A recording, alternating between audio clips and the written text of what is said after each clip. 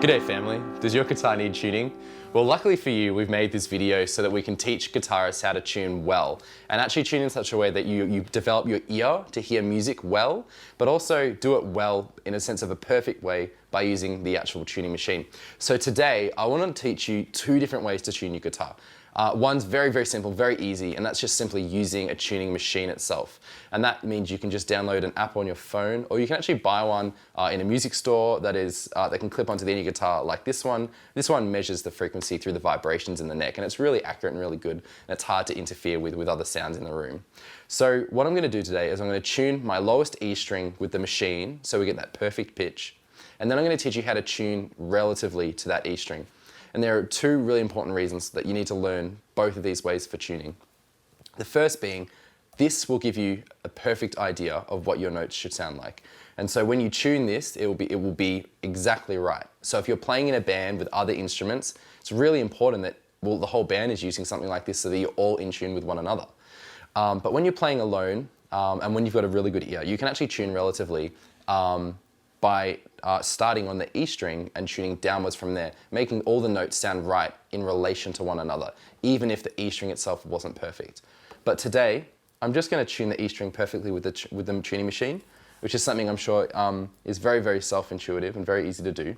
But I'm just going to play an E string, and it's telling me it's flat, and all I need to do is turn this machine head counterclockwise to tighten the string and to raise the note because it's flat. So I'm going to turn that until I get right up to the middle, and it's telling me that I'm perfectly on that E. And if you're using a machine like this, you would just do that with all the strings, one at a time, and it'd be no fuss and very easy. So that is definitely one of the favored ways to tune a guitar. But today I'm also going to teach you the relative one, to develop your ear, to know music better, and to know your pitches better. So to do that, to tune relatively, we need to find our 5th fret, 1, 2, 3, 4, 5, or the second dot on your guitar. And we're going to use that fret to tune every string in relation to a previous string. The reason we can do that is because if we play the 5th fret on an E string, we're playing an A note. Now the A note is the same as the open note on the A string. So when the guitar is in tune, this 5th fret here is the same as this open string. Now when your guitar isn't in tune, they're going to sound different, but that's the whole point. So when I play this 5th fret, I want this note to sound the same. And there they go, they're the same.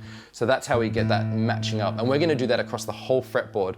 So each note is going to be tuned by going along that 5th fret until we get to tuning the B string. The B string will have our finger on the 4th fret on the G string, and then to the 5th again on that to tune that E. So let's do that now, one at a time, one string at a time, and I'll just explain a few things as I go along, but you can just so you can see what it looks like.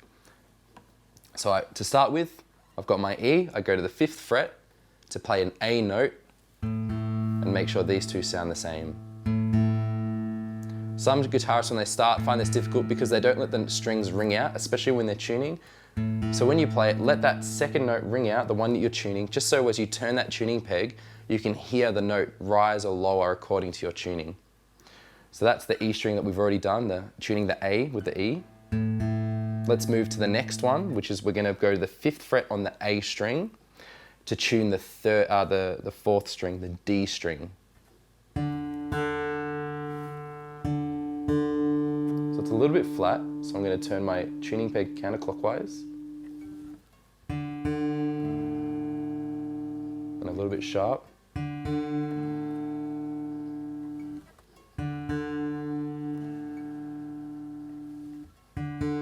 So to lower the note on this side of the neck, I'm turning my pegs clockwise.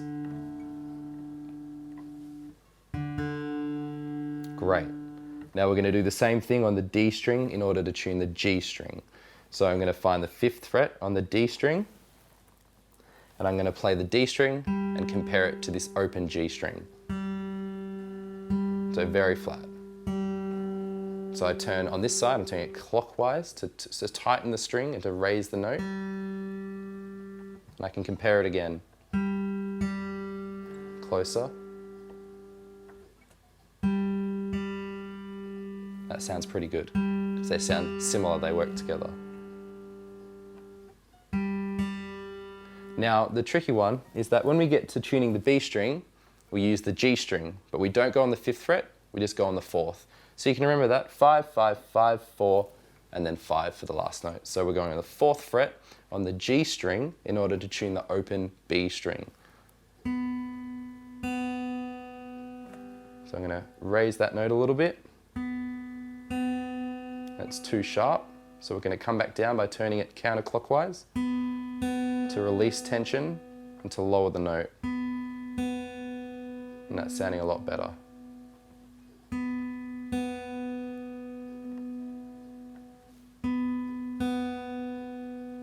And finally, we find the 5th fret on the B string and we compare that to the open E string. Ugh. So that's very flat. We're going to raise that up by tightening the string, which raises the note.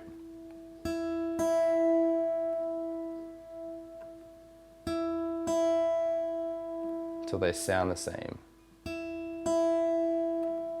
Now to start off with, when you first start doing this, you won't be as sensitive to the micro dissonances or the small differences between notes.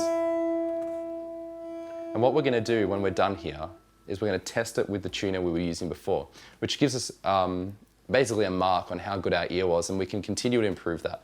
So I'm going to do that now. I'm going to turn this tuner back on. I'm going to jump on that E string just to make sure that was all right, which it is, and we'll test that, see how good we were relatively when we tuned that.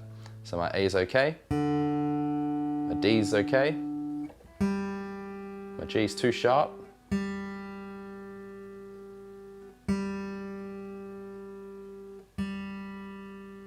my B was just all right, and the E was a bit sharp.